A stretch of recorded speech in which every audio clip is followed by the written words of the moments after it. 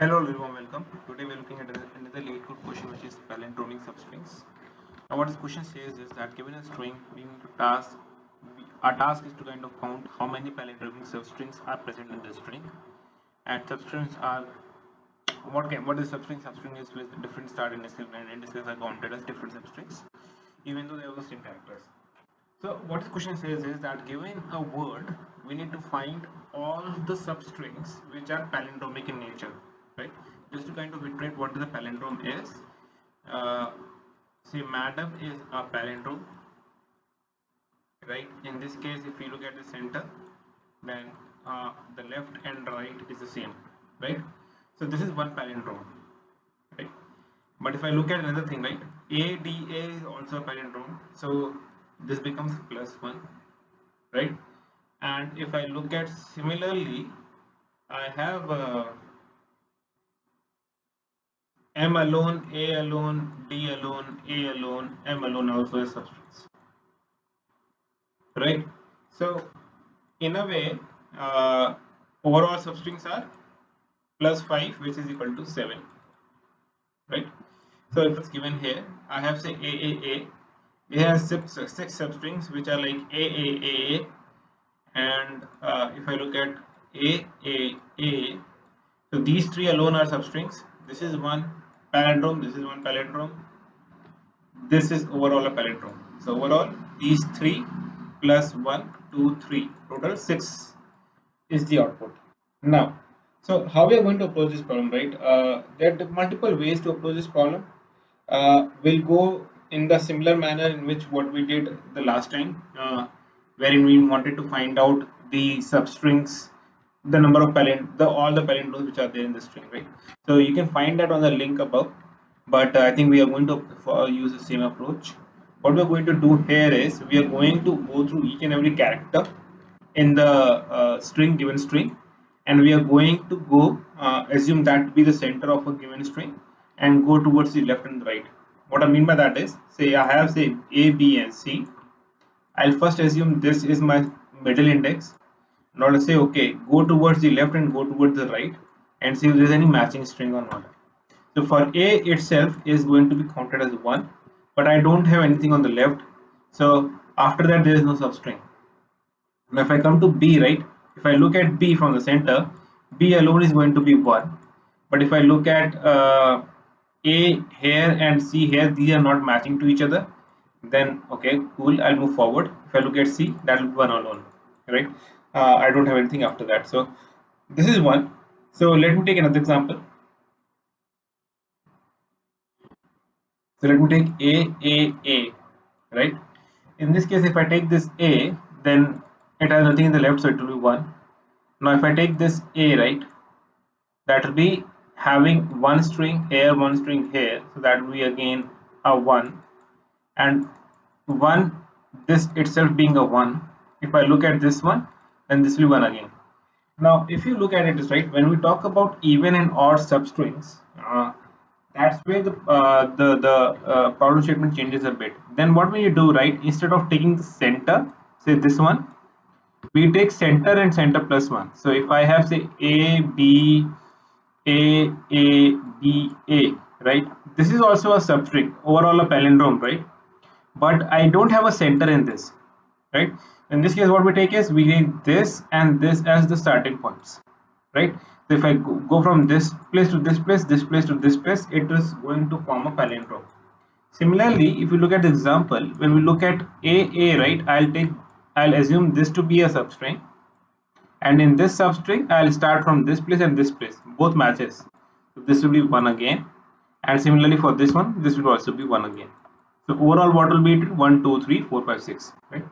So with this explanation, let's quickly go ahead and start coding. What we are going to do now, right, we are going to start a loop which will say I is equal to 0, I less than s dot length, and we are going to assume, as I said, right, each character as a center of the string, right? And we are going to say assume that okay, each substring can be even and odd. So what I'm going to say, right, I'm going to say results plus equal to find substring palindrome, and I'm going to say this being the center, right? I'll say I comma I, and if this is going to be center when it's odd, right? But if it's not odd, then I'll say I plus 1. Now why I did a result. Okay, let me make it say int results which are going to be returned, and I'll say return results, right? Now let me write this method. So say private int find substrings string s comma int start int end. Just to again iterate, right? This is the center of the character. So what we're going to do here, right? We are going to say is while my start is greater than equal to 0 and end is less than s dot length, right? What we're going to say now here is if my s start is not equal to s end, I'll break from the loop because it's not a palindrome. And I'm going to say what? Start minus minus. If that turns out to be true, right? That means both are matching. I'll say end plus plus, and I'll say my overall results is plus plus. So let me make it end answer plus plus, right? I'll say return answer. It's as simple as that. Doing right.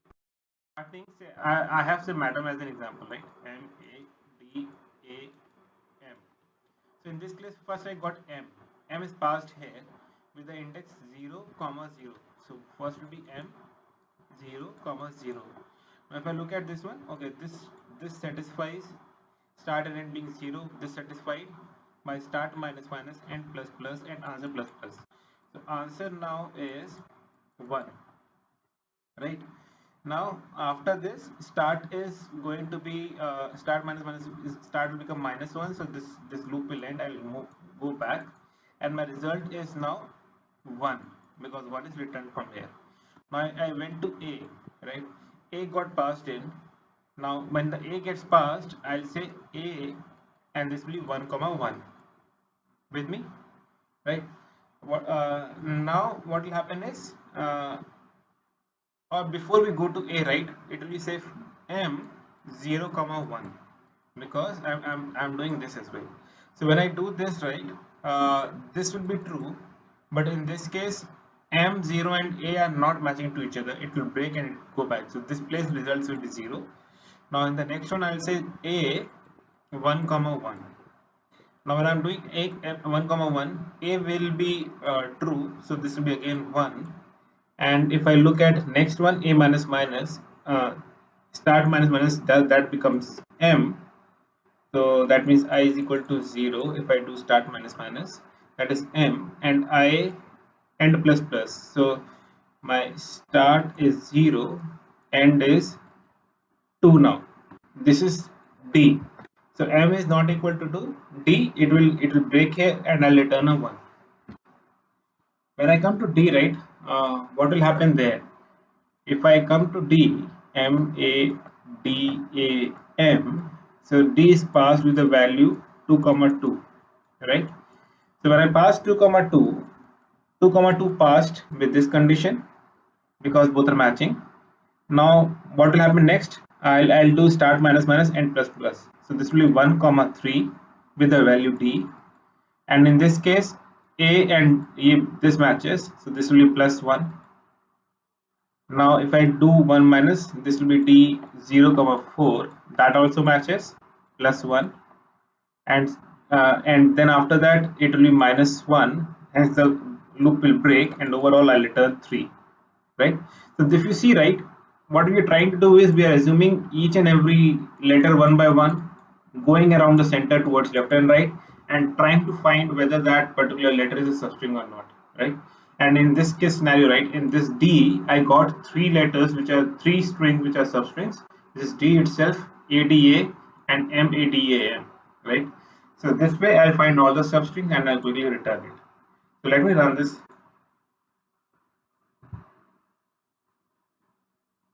I got a compile time error. I'm missing a semicolon somewhere. That is line number 16. Oh, sorry. Let me run this.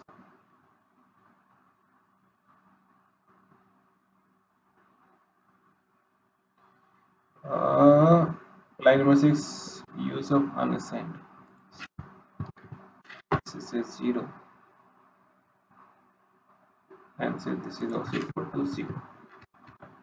I hope you understood the error there. Let me run this again. Okay, I got expected result for ABC is equal to 3 and 3. Let me submit it.